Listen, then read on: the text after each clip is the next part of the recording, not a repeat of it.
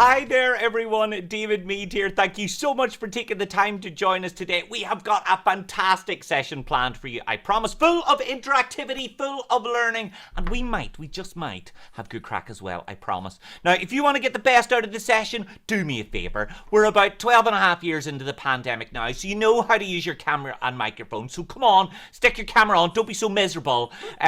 My job's much easier if I get to be able to see you. I promise you, you will get the opportunity to take part, but if I pick you, you have my word, I won't embarrass you. You'll be glad that you took part. Lots of good glasses in the room as well. Angie's Good Glasses, sponsored by Specsaver. Norman, good glasses. Norman's like my brother from another mother. There's a lady there called E239841. I think, I don't know what that means, to be honest, but you look lovely all the same. Gary's got good glasses as well. Gary's got the greatest jumper I've ever seen. Gary's properly snuggled in there. So, folks, I am really pleased and honoured to have the opportunity to join you, but I thought appropriate to make sure that our friends at the University of Ulster were here to welcome you properly as well. So, with that in mind, I'm going to hand over to Shauna to give you a few opening words. So, Shauna, whenever you're ready, take it away. Great, thank you very much, David. Fantastic intro. So today we are having a great session with David over the next hour. His session is Good to Great, How to Unlock Your Full Potential. So first, just to get an idea for everyone in the room, we would love you to do a Mentimeter. So you'll see coming up on the screen now. Great, thank you, David. There's a question, and it's, if you were to remove every barrier to success, what do you think you could achieve? So if you just look in the chat box, there's the Mentimeter link, and there's also the Q code as well if you wish to use that. If you take a couple of seconds just to answer that one question, that would be fantastic. And as I say, the link is there also in the chat. And if we can just move on to the next slide, that would be great. So in this session today with David, this session will be built on interactivity. He's going to stretch the audience to look at your career in a fundamentally new way. A proud and passionate psychology nerd, he'll dig into the science of persuasion, mindset, motivation, ambition, and growth, all while stretching us to disrupt our performance and limiting habits. David promises to leave us with a sound toolkit that we can use to improve our own future, both professionally and personally.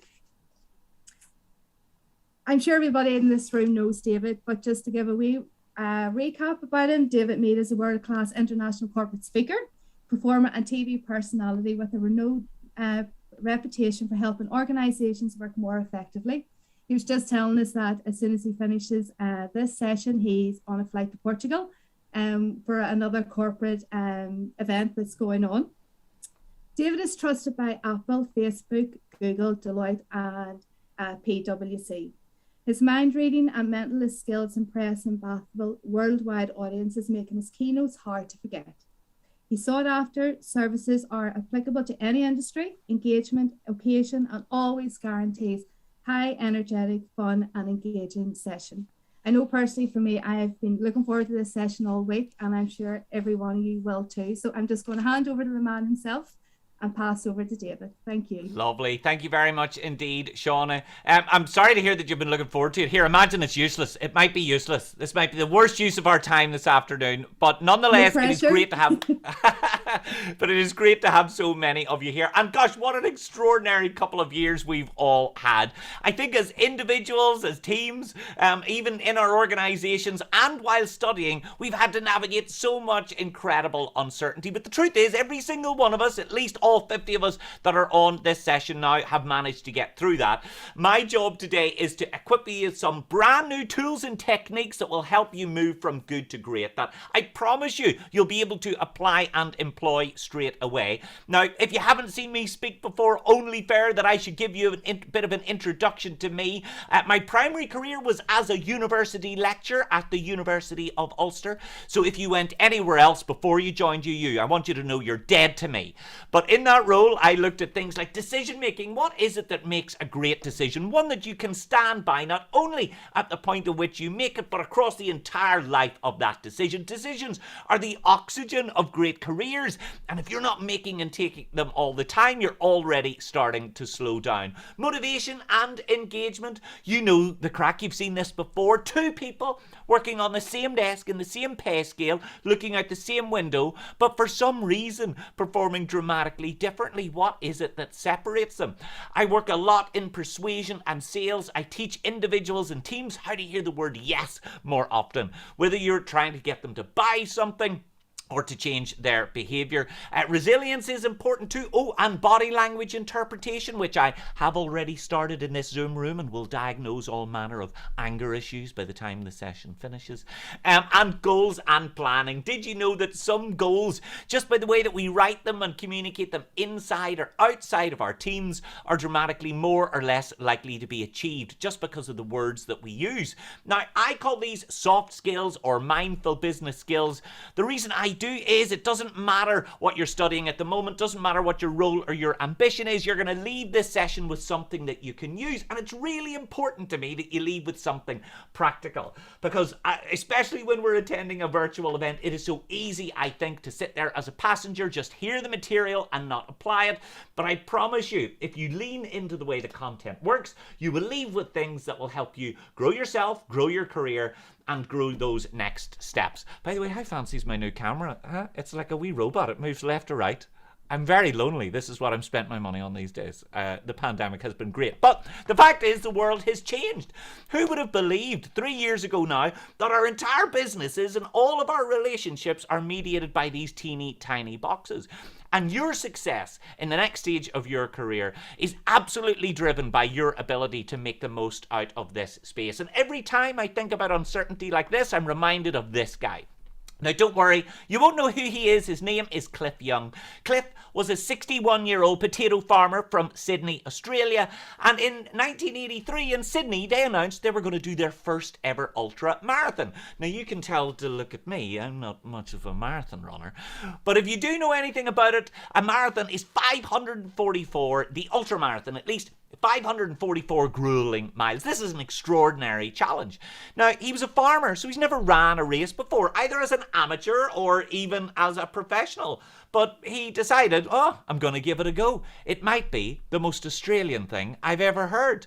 And he had never ran this race. He had never done any research into it. So while he did know it was 544 miles, what he didn't know was conventional wisdom suggests if you want to be successful in an ultra marathon, you should run for 6 hours on, 6 hours off. Alternate that so you can sleep, eat, get physiotherapy, and have a bit of a rest. But he didn't know that.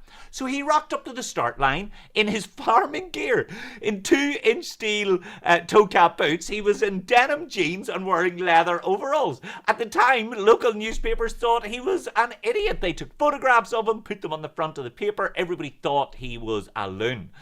And when the starting pistol went off, he ran. And he ran. And he ran. He didn't stop running. He didn't stop run to, rehydrate. He didn't stop for food. He didn't stop for physiotherapy. He just kept running. And as a consequence, he won the race. He was first over the finish line, and not by 2 minutes or 2 hours, by 2 full days.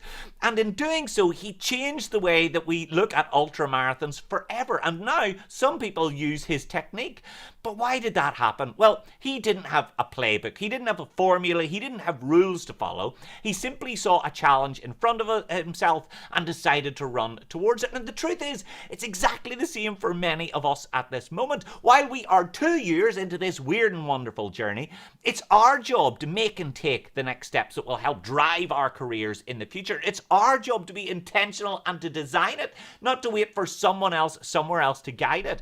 But we have had to navigate a huge amount of change to make this work. So I want to test and see how good you all are psychologically at dealing with change with a really simple experiment. Now, in a moment, I'm going to show you me doing a card trick. I'm going to break all of the rules though. I'm going to tell tell you exactly how the card trick works before I do it. At one point, I'm going to swap the deck. It's called the color changing card trick. I'm going to swap the deck. Your job is to see if you can spot when it happens. And what I want you to do is get into the chat and type the word deck, D-E-C-K, when you think I switch the deck. So I want to make sure you keep your eyes peeled. Don't blink. Don't miss a second. Let's see how well you do.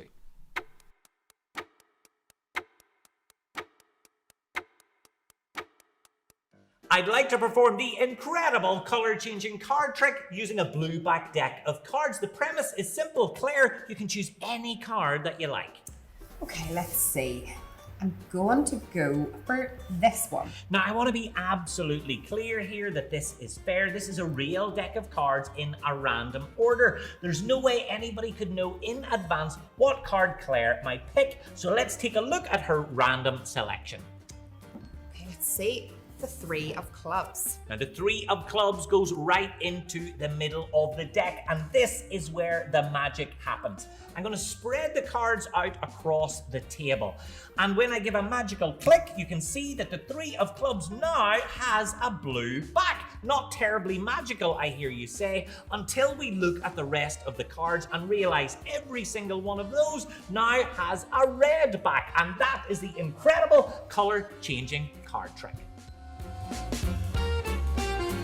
I gotta say, my absolute favorite moment is watching through the chat and seeing the amount of people who have misspelled the word deck. Don't worry, I managed to delete it. Somewhat inappropriate for a University of Ulster gig, but a few of you did not too bad. Some of you made several guesses. Rebecca, well done. Eleni, well done. Georgia, not too bad. Georgia's on the iPhone. How exciting. You better not be watching us in the toilet, Georgia. That would be very inappropriate. I really, really hope that you've allocated appropriate time for this session.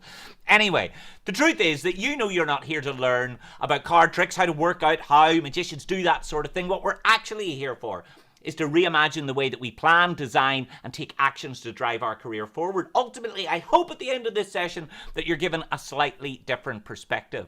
So, in this case, let me show you that same card trick. Let's ignore what happens with the switch for now, but let me show you it from a slightly different perspective.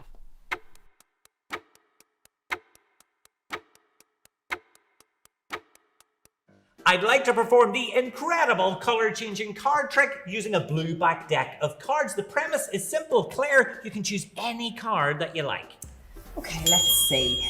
I'm going to go for this one. Now, I want to be absolutely clear here that this is fair. This is a real deck of cards in a random order. There's no way anybody could know in advance what card Claire might pick. So let's take a look at her random selection. Let's see.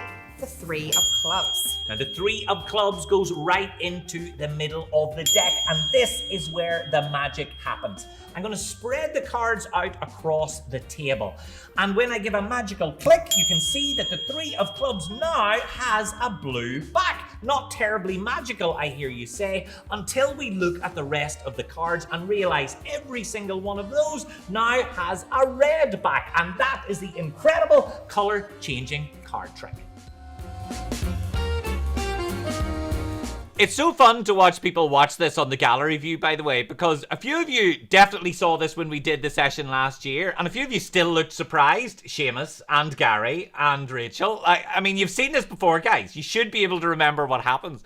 But the fact is, I think that when we are dealing with extraordinary change, when uncertainty is landing in our laps, we tend to focus on the details that are right in front of us on our desk. We do that because it feels like we've achieved a lot. It feels like we're in control. But when we do that, we miss the opportunity to do this, to look at the world from a slightly different perspective and ask how some small changes in the way that we think, act, and behave can make a big difference to our results. So that's what we're going to show. And the reason that I think it's so important that we look at individuals like Cliff Young and many others like him is that ultimately they demonstrated what we refer to as the growth mindset. And as you start to plan, craft, and shape the next steps in your career, few things could be more important. Now, I don't want want to spend too long on this because many of you will have looked at the area before, but for those of you who haven't, let me give you a quick summary. We know as human beings, we exist in one of two mindsets in everything that we do. No matter what lands on our desk or what we read in our inbox, we oscillate back and forth between fixed mindset. There is often a negative connotation to a fixed mindset, which I think is very unfair, but let me explain what it means. Individuals with a fixed mindset, up here, they genuinely believe that, I can be really good at X, Y, Z, but not particularly good at A, B, C. So I might think that, I enjoy public speaking like a weirdo, but I'm not very good at mathematics or organizing or strategy. I'm good at these areas, but not great at that. However, individuals with a growth mindset, they believe it doesn't matter what the discipline is, what the field of expertise, with a bit of effort, with determination, with focus and real intention, then you can get better at anything. 1%, 3%, 5%, maybe not quite as good as Cliff Young, maybe not changing the way that we look at a particular discipline, but we can at least get closer to achieving that. And I think our job is to be intentional about how we use our mindsets in this moment. It is so key and so essential because we know that all it takes to switch your mindset is the intention. Now, some people think that, I'm very growth mindset, but those other ones that I work with, they're very fixed. The truth is, that's absolute nonsense. We oscillate back and forth, left and right. By the way, this was the hardest bit of the presentation to make. See this thing moving left and right? Lads, this took me about 2.5 hours. I was absolutely exhausted. But if y'all want to maybe send me a gold star in the post, I'd be delighted.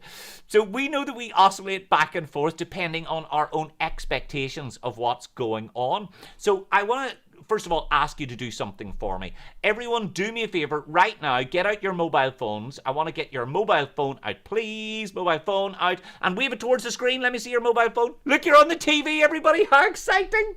Look at that. Ursula's just glad to be out of the house there. She's in her spare room. All right, so everybody get that mobile phone out. Next thing I want you to do is open up the calendar. And I want you to go to any date in the future. I don't mind if it's 7 days, 7 weeks, or 7 months in the future. Open up at any date. And I want you to create a diary entry that is called Mindset Check. So that's it. Just call it Mindset Check.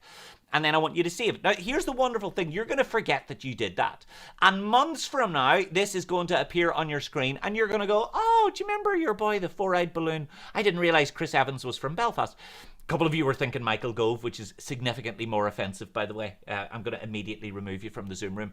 But this will pop up and it will force you to, in that moment, ask yourself, where is your mindset? Because I guarantee you it's not where you think it is most of the time. And if we get this mindset piece right, it changes everything. It changes how we see the world and how we interact with it. And there are some phenomenal examples from the world of business and sport that help bring this alive. For years, Torval and Dean had worked on their stunning Bolero routine. It's a really beautiful piece. Now, I don't know anything about ice skating, but I know it was absolutely gorgeous. And they wanted to enter it into the Winter Games. It was a 21-minute routine. But when they looked into the rules said to be eligible to enter it, you've got to be, your routine has to be 4 minutes. Now, at that point, most athletes will have taken the fixed mindset approach. They will have said, well, it's a great routine, but it's just too long. It's not possible for us to use it, so we'll just come up with something else. But they didn't. They decided they really wanted to fix on this growth mindset idea. So they did a really clever thing. They hired a couple of composers to see if they could shrink the piece of music to make it a little bit shorter while not losing the sense of what made the Bolero the Bolero. The two composers that they got, one got it to 4 minutes and 21 seconds and the other got it to 4 minutes and 17. If you think about it, how infuriating. So close, but still not close enough. And at that point, athletes will have said, well, we did our best. We shrunk it. It's still not short enough. Let's not bother. But they didn't. They stuck with this notion of the growth mindset. They committed to making sure that they planned their next step, didn't wait for someone else, somewhere else to do it. And they realized when they looked into the rules said to be eligible to get a medal, your routine has to be 4 minutes from the moment your blades hit the ice. So what that means is if they started their routine, making sure that the metal in their blades didn't touch the frozen surface of the ice, then they would technically meet the criteria, and in doing so, they'd be eligible to get a medal, and they did. They got a perfect score, a score that has been occasionally matched but never beaten. An incredible moment in the sport that many in that space still talk about today. Why? Because they took that growth mindset approach. They weren't afraid to run towards their challenges, and in doing so, they created some pretty spectacular results. Now, this is a true story. Just before the pandemic, I was doing a version of this talk to BBC America in Manhattan. And at this point, I used to show a video of the scores coming in, and it was a really emotional moment. The judges were crying, people were throwing flowers out. It was amazing. Oh, sorry, flowers. I realise some people here are from Bangor and beyond. Flowers, they were throwing flowers. And I showed this little video, and at the end, a guy came up to me and he said, "Hi, my name is Gareth. I'm the International Head of Digital Permissions, and I don't remember you asking to use that piece of footage." Now, I thought he was joking, because to be clear, I work for the BBC. The piece of footage belongs to the BBC, and I was showing it to the BBC. So I kept using it, and he sent me a cease and desist legal email saying that I'm no longer allowed to use it. Anyway, 3 things I learned from that experience. Lesson number 1 was, make sure you've got permissions for the videos that you're going to use in your talk. That's fair enough. Lesson number 2 was, if you don't have permission, make sure the international head of permission is not inside the room. And the 3rd thing that I learned is that the BBC are very, very annoying. Anyway, second example that I want to explore with you involves this guy. Now, disability is a big part of my life. I'm really fascinated by it. I find it really interesting to meet and find out about individuals who have done extraordinary things. And before the pandemic, all of my work was in the US. I was on a plane every single day. And so I'm fascinated by their politics. Honestly, guys, if you think our politics here is interesting, theirs is like Home and Away meets Neighbours meets Hollyoaks. And the reason I find this guy as a journalist particularly fascinating is that he goes after both sides equally, the Republican and the Democrat Party. But he, a few years ago, he developed a problem with his throat, and it meant that he couldn't do his radio show and he couldn't do his TV show. He thought it was laryngitis, so he said, I'm sure it'll come back. But it never did. It turns out he had a condition called tongue protrusion dystonia. It meant the muscle tissue from his throat had totally disappeared. So at that point, him and his entire team took a fixed mindset approach. They said, oh, well, if I don't have a voice, I can't have a show. And they all went their separate ways. A few months later, one of his team said, hey, why don't you write a blog post and sure we can still stick it up on the internet? You've still got opinions. People are still interested in your thoughts. So he did. He wrote it, sent it to them. And it never appeared online, and after a few months he got pretty frustrated, sent them an angry email asking why it hadn't been published. What he didn't realise was a couple of his team had taken the growth mindset approach, while Jamie and the rest had all taken a fixed mindset. Unbeknownst to him, they had spent months accumulating every single recording of his voice that they could, from YouTube, from old tape recordings, from CDs and from radio broadcasts. They chopped it up in an Alexa-style piece of software. They broke it up for tone, for intonation, for emphasis, for clarity. And what they did was they took his words from today that he was writing, combined it with his voice from yesterday, and today his show is back and you can listen to it as a podcast, and the figures are up about 11%. Why? Because when we use this growth mindset, it changes our relationship with the challenges and opportunities that land in front of us. So I want you to think about your next career steps now and ask yourself, what does that look like on a good day? What does it look like on a bad day? And ask yourself, what is your mindset like? Because it's a little bit like a lens. Whether that's your glasses, our job is to demist that and defog that every once in a while. Because sometimes through experience, through listening to other people, through having self-limiting beliefs, that really shrinks our ability to believe what we can achieve as individuals. And the power of that belief really matters as we start to close out Future Skills Week. We must absolutely believe that our next step can go from good to great, but we must also know and understand it's up for us to drive that, to make sure that we are doing it by design, because our experiences really do matter. And I know that, don't get me wrong, every once in a while we often get limiting beliefs and we convince ourselves that, well, that's not a good fit for me, or I'm not able to do that. And look, I've got loads of examples of that in my own life. I remember remember years ago, whenever I first wanted, I'm going to talk about this little piece of research in a second, but before I do, let me tell you about how I originally started taking control of my own career. So I loved studying at the University of Ulster. Even more than that, I loved being a lecturer. I lectured up at Meade. If you did go to Meade, then you're one of the cool people, obviously, if you went to the other campuses. I mean, we can still be friends, but not really good friends. And I loved it up there. And while I was there, I really enjoyed the process of researching psychology, how it linked to business, and how we could use it to motivate and engage ourselves. And at the time, I remember thinking, do you know what? I think this would make a good TV show. This could be a good documentary. And at the time, I thought, do you know what? I'm going to go and see what my mum thinks. So I went up to her house. I knocked on the back door because we have a very close relationship. And into the kitchen, and I said, oh, Mum, do you know, I've had this idea. I'm going to go to the BBC and ask if they'll let me do like documentaries on psychology or entertainment stuff. And she was like, oh, no, don't do that.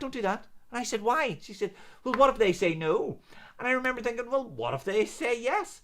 So I decided to just not tell her. I went away. I tried to introduce myself to producers, runners, researchers, writers. I looked at what a treatment was for a TV show to try and come up with episodes. And I decided that I would give it a go. I knocked on their door at the BBC in the same way that I knocked on my mum's door. I'm as close to the BBC as I am with my mum's. Very strong relationship. And I went in to the BBC, and no exaggeration, 3.5 weeks later, I signed a contract for my first ever TV show. Lasted for 8 years, really loved every second of it. I couldn't believe how easy it was. So I got into the car again, drove up to Mum's house, knocked on the door. This time she needed to unlock, because again, it's really, really close family. And I went into the kitchen, and I was like, oh, Mum, you're not going to believe this. I didn't listen to you. I went to the BBC and I asked them for a TV show, and they've said, yes, I'm going to get a series. And her first response was, what if they don't give you a second season? And I'm like, let me have this. Leave me alone. The truth is, she didn't mean any harm, but often there are limiting beliefs that we have of ourselves or sometimes the people around us. And the truth is, that comes from self-preservation. That comes from wanting to protect ourselves and make sure that we are protected from failure. But nothing beats having your own ambition, crafting your next steps, and making sure that your career is driven by design. And look, I happen to think that this is a very Northern Irish mummy quality anyway. Like, I talk about this all over the world, and people don't say that it exists there. So I think it's very local. Like, when I remember years ago, whenever my mum in particular, she's kind of always had this resistance to change, this resistance to driving things forward, this resistance to crafting her next steps. And when I was about 19 or 20, I moved to live in Washington, D.C. I worked in a hotel over there. And this was like before the internet was a big thing. I'm 39 now, so I'm basically elderly. 39 including VAT though, to be clear. And I remember just before I moved, I got her a mobile phone, BT Cellnet. It was a flip phone, so she looked like a drug dealer anytime she took it out. And I had to teach her how to use it. And if anybody remembers, let me know inside the chat, will you? Let me know. Do you remember T9 predictive text messaging? Do you remember what those devices used to be like? I tried to teach her how to use this. No exaggeration. This took 9 days of telling her, yes, you need to push that button 4 times to just get one letter D. Taught it to her, thought that she was absolutely safe and sound with it. I went to Washington, D.C., and the minute that I landed, I sent her a text message saying, hey, Mum, how are you getting on with the mobile phone? And I swear to you now, 4 days later, I got my first reply. It said, hello, David, I got your message. Where's the space button? Just one continuous message. She had resisted technology for so long, but now she uses it every single day. She FaceTimes me every day. Well, quite a lot of the time I'm looking at her ear, but nonetheless, she's given it a shot. And she gets all of her groceries on an iPad on the Tesco app. The Tesco delivery man is there every single... Well, maybe she met him on a different app. But either way, she is embracing technology, even though she genuinely didn't want to. Our job is to run towards those things that scare us as well.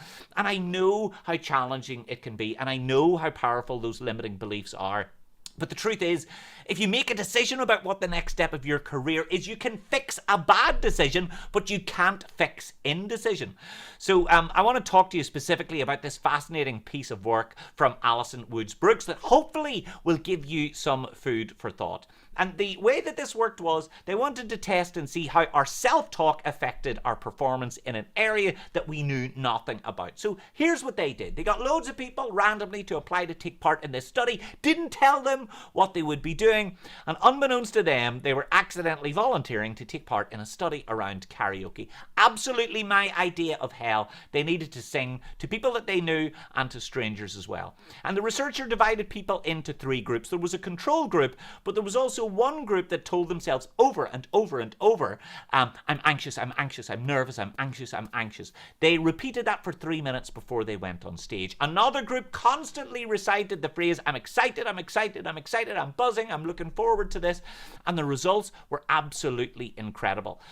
The judges who were taking part had no idea that a psychological study was taking place. But what they found was that the individuals who kept telling themselves over and over again that they were excited, they dramatically outperformed all of the rest. They were significantly more likely to be at the top of the leaderboard. The leaderboard had nearly 20 people. Top half were those who said they were excited. Bottom half were those who said that they were anxious. The fact is, these little stories that we tell ourselves become incredibly permanent. As human beings, we live up to and down to our expectations of ourselves. If you convince yourself that the odds are stacked against you, that job's not for you, I shouldn't work for myself because I don't really know what I'm doing, how am I going to handle that, how am I going to handle this, that and the other, all that does is shrink our expectation, shrink our ambition, and in doing so, it shrinks our results as well. Our job is to make this sphere within which we perform bigger, not smaller. This experiment is amazing to me. Every time we do it, the ant always stays on the inside of the circle. The last time that we did it, 9 circles, and the ant, in the last circle, the ant died. It was hilarious. We laughed, and no, only joking. Only joking. The ant is living very happily in a Presbyterian farm just outside Newry. I promise you the ant is having a better day than us. So our job is to think big about what this next step is. And I know I keep repeating this, but it really matters, is to not wait for someone else somewhere else to decide what our next step is. So how do we make and take brave decisions? How do we be more influential? I'm going to try a series of really simple, quick-fire pieces of advice here that will help you be more influential to make sure that you are taking steps to drive your next step in your career. So for the fun of it, I want you to imagine for a moment. Now, because ultimately, if we can make and take strong and good decisions and get decisions from the people around us, it will transform our next step. So imagine for a second that you're presenting a series of options to someone. One of them is the one that you'd like them to say yes to. Now, if you ever intend to start your own business, then maybe you're selling a product. But if you go into a job and want to actually make change, want to make a difference, have an impact, then you're going to need to get people around you to make decisions as well. So my question to you is, where would you place it? 1, 2, 3, 4, or 5? If you're presenting 5 options, where would you place the one that you'd like them to say yes to? Do you think is it more persuasive to have it at the beginning, at the end, or somewhere in between? Now, just to make sure that we are keeping this nice and fun, I think that we should get someone to help us out. So I'm going to get Carson. Hi there, Carson. How are you? Thanks for joining us. If I could ask you to unmute for me, please. Carson, where are you based today? Oh, I'm still not hearing you. Let's see. Is that an issue? Can anyone let me know in the chat? Can you hear him? Thumbs up or thumbs down? No, we're not hearing you, Karsten. That might be a local issue. Local as in your device, not local as in your town. So I'll come back to you in a wee minute. Let's see if we can get someone else to help us out for now. And let's go over to Cian. How's it going, Cian? I think I can unmute you from my side here, if that's all right. Let me see. There we go. Hi, Cian. Where are you based today? McGee. Your favorite place? Big fan. Big fan. Yeah. Are you in the student village or in an office? Student village. I was in 13E. What apartment? 3-7. Oh, that's a shame. Yeah. 13E was where it was at, honestly. Best vending machine you've ever seen. Times have changed since then. So, no, it hasn't, Cian. It's still the best. So, Cian, what do you think? If you wanted someone to say yes, where would you place it? 1, 2, 3, 4, or 5? I don't know. It depends. Like, usually you'd leave the best for last kind of thing, but you want to keep people's attention. So you wouldn't use the first one, because for me, I think like when pitching, you kind of work into it a bit more. So I'd say maybe go for 3rd. So it kind of feels like a sweet spot there. Yeah, because like you want to have that nice mix of your own comfort and confidence mixed with the retention of the people you're pitching towards. Super job. Kate, thank you very much indeed for taking part. You can mute yourself. Let's get one more person to help us out. And let's see. Let's go over to... Hi there, Michael. How's it going? Oh, look at the excitement on Michael's face. Look, Michael, you're on the TV. Where are you based, Michael? Port Stewart. Oh, do you know, the minute you said anything, I would have known that straight away. So here, I like your beard. I tried to grow a beard during the pandemic, and it was all patchy. It looked like I had a fortnight's holiday to Chernobyl. It just didn't work for me. But yours So like the top of my head then? You've got one of those heads that if we turned it upside down, you're a whole new person. Yep, that's right. So Michael, what do you think? Where would you place it? 1, 2, 3, 4, or 5? I usually place it 5 because Why is that? Just because last was best, you always leave the best to last. That's when I always done it when I had a business. So it kind of makes it feel like it's fresher in the mind? Yeah. Good job. Excellent. Michael, thanks for taking part. I appreciate it. You can relax and I'll catch up with you in a little bit. Okay, folks, let's take a look at the answers inside the chat. There's a good spread of answers, I have to say. Nice, good spread of answers. We're saying first or last. Some are saying 5. Some are saying 3. Jenna is saying in the middle. Rebecca with the K is saying 4th. Okay, so we've got... Glenda is very aggressively shouting number 3. Number 3! Calm down, Glenda. It's okay. We'll get you a gin and tonic. Okay, well, let me tell you what the correct answer is. The answer is always, always, always place it in position number 3. So well done if you got number 3. Round of applause. I paid £2 for that sound effect, so I may as well use it. Now, why is it position number 3? Now, to be clear, that does not mean that Michael's answer was wrong. Michael said put it at the end. Technically, the way that Michael's thinking of it is right, actually, because the science behind this is based on a thing called the recency effect. Whenever it comes to people making a decision, then we typically want to go with the most recent piece of information. However, separate research shows us that as human beings, we can only actually hold 3 pieces of information in our mind at one time. The minute that a 4th one is introduced, something has to fall out. So here's what happens. In position number 1, psychologically, we know that it is almost always a disappointment. Position number 1 will never align with whatever they think their preconceived expectations are of the best solution. So never place it in position number 1. Kane nailed that perfectly. In position number 2, that's used as a point of education. They're using that to get a sense of the scope and scale of the solutions. But they tell themselves they'd be really bad decision makers if they made a decision so early. In position number 3, there are 9 psychological reasons why we know that that's a good one, but let me tell you the 2 most interesting. We can only actually hold 3 pieces of information in our mind at one time, but then also in position number 3, they feel like subject experts in the area. And if you think about it, our whole world is divided into 3s. You know this. Top, middle, bottom, good, better, best, gold, silver, bronze, Father, Son, Holy Ghost, recovering Catholic. I have to mention it once a day, even if I don't want to. We know that when you divide things in 3, it's easier for the brain to get their head around it because you can rank them top, middle, and bottom. The minute that there's a 4th one, the brain needs to make a matrix, and it's much harder for the brain to make a decision under those circumstances. So always, always position number 3. In position number 4, they start to switch off, and in position number 5, they only remember 4 to 7% of the information that you talk about. Now, Michael's answer is technically right because 3 is the last one that they can actually process and do something with, if that makes sense. So, Michael, we're still friends and we'll go for a Morelli's the next time I'm up the road. Okay, now these do get a little more complicated. This time, I want you to imagine for a second that you need someone to do something. You want them to say yes to it. So, let's say if you do go into your own business, let's say that they are comparing you against another provider. They think there's something you don't do as well as them. Or if you're an employee, a team member, and you need to ask a colleague to do something, you know that there's an element of it that they will not like, that they're not on board with. Where do you talk about this perceived weakness? Is it more persuasive to do it at the very beginning or do it at the very end? If you get this right, you're about 280% more likely to get a yes. So what do you think? Psychologically, is it better to do bad news early or bad news late? Let's go over to one of the greatest names I've ever heard, Shauna Brawley. Hi, Shauna. How are you? Good taste in glasses. You're like my sister from another mister. Shauna, what do you think? Would you deal with a tough stop early or late? I would say late. Why late? Because you're going to be, how would you put it politely, warming that person up or buttering them up, would you say? That is very, very polite way of putting it, Shauna. Speaking of buttering up, lovely flowers over there. Oh, thank you. What's the occasion? Oh, just nice flowers. Oh, you be good to yourself, Shauna. Of course. Self-care, Shauna. Self-care. Why Exactly. not indeed?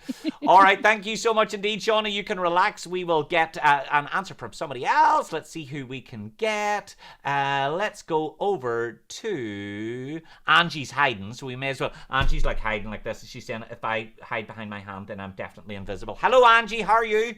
I'm okay. How are you? I'm liking the hoodie. You're like a brand ambassador. That's it. So what do you think? Would you do bad news early or bad news late? My kind of instinct is to go with early, just so that by the end of the presentation, they've nearly forgot about the weaknesses of it, and also to kind of just get it out of the way at the start, get the bad news over and then beef up the good news.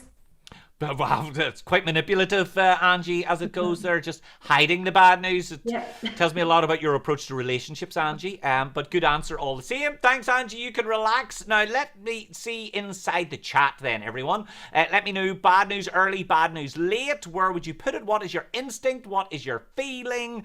Okay, so some people are saying late. Some people are saying early. Oh, Claire is saying late. Eleni is saying early. Gosh, there's a really big spread. Michael is saying late there as well. Kirsty is saying early. And Gary is saying early. Okay, really big spread. Let me tell you what the correct answer is. We know that if you place the bad news early, you are about 280%. So it's early. Well done. Let's have a wee... That was 160 for that sound effect. And by placing the bad news early, you're dramatically more likely to get that. Yes, why? Because we want to deal with people who are willing to have tough conversations. We don't want to deal with anyone who is willing to hide the tough stuff. If you lance the boil as early as possible, you achieve a trusted advisor status. You become much closer to that individual. So always deal with the tough stuff. This one is one of my absolute favorites. You have my word. This will change the way that you send every email, every text message, the way that you ask for anything in your life from this moment forever and ever. Amen. You want someone to do something. Is it more persuasive to highlight the benefits of doing it or the losses or dangers of not doing it? So let's get an answer. If you get this right, you're roughly 700% more likely to get a yes. So let's ask Eve. Hi there, Eve. How are you? Eve, if you could unmute for me, please. So what do you think, Eve? First of all, where are you based today? Oh, pull your microphone down. I think you're still muted, Eve. Sorry. There we go. Hello. Yes, we got you now. Hi, I'm in Jordanstown campus. Oh, lovely. It's very much the B list. If you want someday, I will let you go to McGee someday. So what do you think? Benefits or losses or dangers? Probably the benefits. I wouldn't really want to know. I feel like it would scare me to know the dangers, and then I just wouldn't want to do something. So it just makes the conversation a little bit more positive? Mm-hmm. Good job. Excellent. Thank you so much, Eve. You can relax and we'll get one more question before we reveal what the answer is. So let's go over this time to Eleni. Hi there, Eleni. If you could unmute for me, please. Eleni, what do you think? Would you do the good news? Do you think that would motivate them more, or the bad news? I will motivate the good news, because Good news. everyone wants to win to benefit from something, I suppose. Wonderful. So we've got two good news answers from Eleni and also Eve as well. Thank you so much, Eleni. You can relax and enjoy the rest of the event. I promise you, I won't pick on anyone twice. You're good people. You don't deserve that. Well, let me tell you what the answer is. But first of all, let's take a look inside the chat. Kirsty is saying losses or dangers. Binton is saying losses or dangers. Mercy is saying losses or dangers. Ironically, not very merciful using the old losses or dangers. Michael is saying benefits. Gary is saying benefits. Okay. Well, the correct answer is, drumroll, it's losses or dangers. And I know you're going to hit this answer because I know that you think, oh, that's so incredibly negative. You're talking about using scare tactics. The truth is, losses or dangers drive the way that we make every decision in our lives. As human beings, we love bad news. We love it. Bad news is sticky and adhesive. It is 7 times more likely to be remembered, retained, and acted upon. And you know this anyway. This is why the news is what it's full of. This is why newspapers print what they print. This is why the biggest show in the country is the biggest show in the country. Because we really, really like bad news. It annoys us, but we like that it annoys us. And this started in the toothpaste industry. Now, this started because I work for the BBC, I still do odds and ends. I am not allowed to mention any toothpaste companies, so I'll make up a fictional toothpaste. Let's call it Molegate. Some of you don't get it, but let me reassure you, it's very clever and funny. So they used to show this really chauvinistic, sexist commercial. They had a 1950s housewife with an unachievable figure of 8, gleaming white teeth, and had a perfect life. 2 children, husband, briefcase, bowler hat. It looked like they had everything. Really aspirational marketing. That's the type of marketing that they used to sell you cigarettes. They would have a doctor pose with some Marlboros and say, your doctor chooses Marlboro. So that was a really popular approach. What a lot of people didn't realise was the primary ingredient in toothpaste was peroxide powder. So your teeth would be white, but it would dissolve your whole head if you used it more than the recommended 2 times a day. It was a really aggressive chemical. Now, in the early 60s, though, they changed their tact. They showed someone with horrible, nasty, rancid teeth. Well, it might have been the same model if she used it every day. And they said, if you don't use this, you can have a smile like this. They became the market leader, and in many territories they still are, because losses and dangers is what drives us to change our behaviour. And in the next step of your career, if you are considering, if you need to be influential, if you need someone to move in your direction, I know that you will be saying, well, hold on. That's scare tactics. I don't want to use that. That's not an ethical thing to do. Well, I will show you the ethical way to use this, because I agree this is not a fun technique. But the truth is that we kind of know that this works already. If any of you have got kids, I want you to think about the last time that you took your kids to the park. And if you're not sure if you've got kids, give me a shout. As a mind reader, I can help you find out. There's a thing I can do. It's a big invoice, but it's worth it. So think about the last time you were at the park with wee Johnny and you say, Johnny, we've had such a good day at the park. I know, Johnny, if you put your coat on, get into the car, when we get home, I'll get you a little chocolate bar. What happens? Nothing. Johnny still stays at the bottom of the slide kicking the shins of the wee ginger girl that he fancies. And anyway, that's not what anybody does. No parent does that. What you actually do is you say, okay, Johnny, we're away. All the best, Johnny. Bye. But no, we're leaving you here, Johnny. Yeah, I hope you've got a cereal bar in your pocket. 20 minutes from now, you'll be in the boot of somebody's car. Because losses or dangers are what actually drive our behaviour. And anybody that's a parent knows this. But equally, I want you to think about where you live. Think about where the estate or the development that you're in. Think about your apartment building, and ask yourself, in the last 12 months, how many buildings around you have burned down or flooded irretrievably? The answer is probably 0. Then zoom that up to 5 years, then 10, then 20, maybe even 30 years, and ask yourself, how many have burned down or flooded irretrievably? The answer is probably still 0, but at worst, I bet it's 1.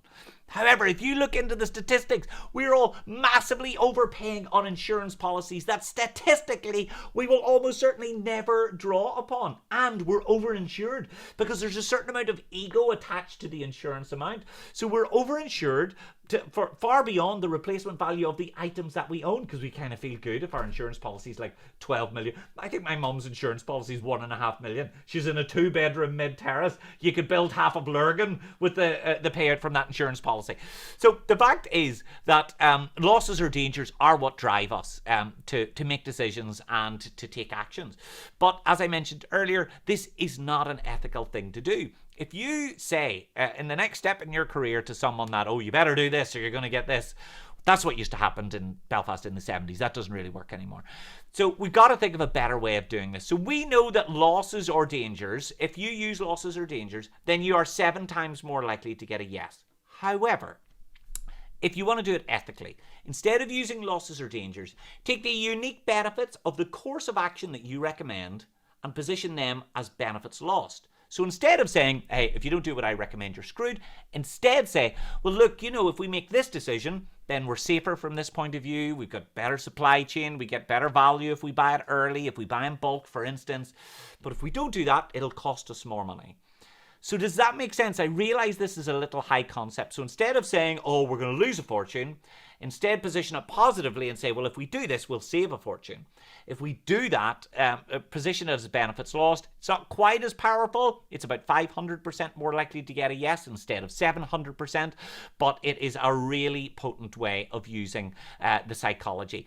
So one last thing that I want to cover off before we start to wrap up is that as you embark on the next stage of your career, as we start to wrap up a Future Skills Week here, I do think that every once in a while we need to remind ourselves that ultimately the next step for us is how we design it. And while I talked about other people sometimes, creating limiting beliefs for you, it might be mums, cousins, aunts, uncles, who knows. I really want to remind you how every single word that you use every day affects your success or failure. Every single word that drives how you perceive the challenges and opportunities that land in front of you really do drive where you are. And I can prove this with a really simple experiment. So this was from the TV show a few years ago. And the way that it worked was we got a group of ballerinas together inside a room. We divided them randomly in two to see who was the best at transferring their skills as ballerinas into basketball. And let me see. For some reason, this is not loading. Oh, no, there it is. It's working now. So I want you to take a look at the power of simple changes in our language, because if you believe that your next step is going to be challenging, difficult, limited, awkward, uncomfortable, uneasy, then all we do are look for the situations that confirm that expectation. We just look for the evidence. So let's take a look and see in this quick little 3-minute experiment how powerful our words can be. All the volunteers here today think they're taking part in an experiment to see if dancers can transfer their skills to sport. But that's not what's really going on. In fact, we're looking at the power of positive thought. Jackie's going to randomly split the dancers into 2 groups, then tell one group they have a natural gift for the sport, and the other they've no natural talent for the game whatsoever. The 2 groups will then compete to see who can score the most baskets in 3 minutes. Hi there, thanks a lot you guys for coming down and agreeing to help out with us today. We're going to investigate how you can transfer your skills as ballerinas into basketball. So the first thing I'm going to ask you to do is the 8 of you to work as a team, pass the ball around and shoot as many hoops as you can just to get warmed up. And then eventually we'll move on to the next stage of the study. While they're playing, the ballerinas think that Dr. Jack is assessing their skills. In fact, he might as well just be wearing a blindfold. For the experiment to work, he needs to select the 2 groups completely at random. Come on. Assessment over, it's time to split the dancers into 2 groups. He'll tell one group they're great, the other group they're rubbish. Right, so number 1. I'm afraid you're never really going to make it in basketball, so I'm going to ask you to stand over there if you will. Number 2, well, you were quite frankly pretty poor, I'm afraid, so I'm also going to ask you to stand over there. So number 3, you were great. Fantastic technique, really good effort. If you could stand over this side. Number 4, now you showed some real class and poise. Clearly ballerinas put you in good stead, so I'm going to ask you to go over here. Number 5, yeah, spectacular performance. You did extremely well. If I could ask you to stand over here. Number 6, right, again, absolutely brilliant performance. You've got a real eye for the ball, great potential. If I can ask you to also stand over here. Number 7, you were, I'm sorry to say, shocking. No natural talent whatsoever. If I could ask you to stand over there. And number 8, mediocre is an understatement, I'm afraid. If you could stand over there. Okay, great stuff. If you 4 could possibly wait outside, we're going to get these guys to shoot a few hoops and then we'll get you guys in a sec. So with half the dancers well and truly destroyed by Jack's harsh words, it's time to really go to town on his supposedly gifted team. You've got great natural talent, really good skill, technique, strength, poise. Everything about your performance was brilliant. So looking forward to seeing how you do in this. I have no doubt at all that you will shine. With praise still ringing in their ears, it's time to see if Jack's words have had any effect on their abilities.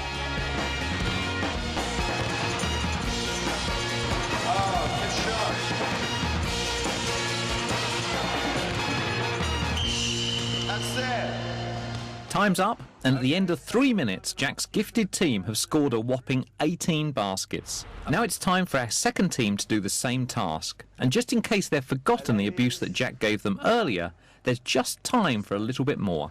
Okay, ladies, so based on your performance earlier, I'm afraid it was pretty poor all round. It might have felt good, but your technique kind of betrayed quite a lot of flaws. Your accuracy wasn't great, and your performances weren't really that good at all. But let's see what you can do. Team 8 did extremely well. They scored loads and loads of baskets. You've got quite a big hill to climb, but good luck. You're going to need it.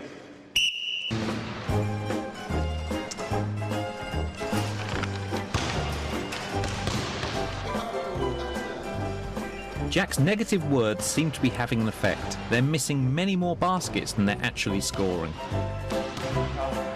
Close but no cigar, girl. Come on, you can do it. There we go. Despite the misses, after 3 minutes the second team scored 14 baskets. Not bad, but quite a bit less than the supposedly gifted team. Looks like Jack's words may have made a difference. The fact is, our job is to think big about our next step, not small. Your job is to truly design, and that really is, for me, what Future Skills Week is all about. Giving you the tools, but also the inspiration to make sure that you take that next big, brave step. So, folks, thank you so much for taking the opportunity to spend a bit of time with me today. Loads of you had added me on LinkedIn as well during the session, which tells me that really you weren't always paying attention. It's very offensive. But nonetheless, really lovely to get the opportunity to spend some time with you actually live. I think these virtual events are fantastic. I haven't worn trousers in about 2 years. If you've got any questions, don't hesitate to pop them inside the chat. I'll try and respond to them. Or better still, add me on Instagram, LinkedIn, Twitter. Ask me questions there because I'm down with the kids. But for the time being, I'm going to hand back over to, I think we have Shauna with us. Shauna, give us a wave on the gallery view so I can see you. Oh, there's Shauna there. Sorry, I lost you for a wee second. Shauna, thank you so much for having me. I hope you found the session useful and interesting, and I know that you've got some fascinating directions for what else is happening. David, thank you so much. That was an absolutely fantastic session. Certainly didn't disappoint, and I'm sure everybody has absolutely loved it. If you don't mind putting the last slide up for me, fantastic. Guys, thank you for joining us today and being part of Future Skills Week. This session is recorded like all other sessions this week, and you can access them through our Future Skills webpage. And just finally let you know, we do have a final session this afternoon. It's called Bouncing Back, Resilience, Confidence and Growth Mindset Hacks. It's a great session and it's starting today at 1:45. So if you can join us for that, that would be fantastic. And I'd just like to say a big thank you again to David for taking time today to meet with us and to provide some fantastic information and a great session today. Thank you. Aren't we like Phil and Holly? We should take this show on the road. Yeah, we should. We're absolutely wasted doing our normal jobs. Thank you very much indeed, Shauna. I'll catch up with you again soon. Warm best wishes to everyone else. Enjoy the last remaining elements of Future Skills Week, and I'll see you all soon. Take care, everyone. Bye-bye.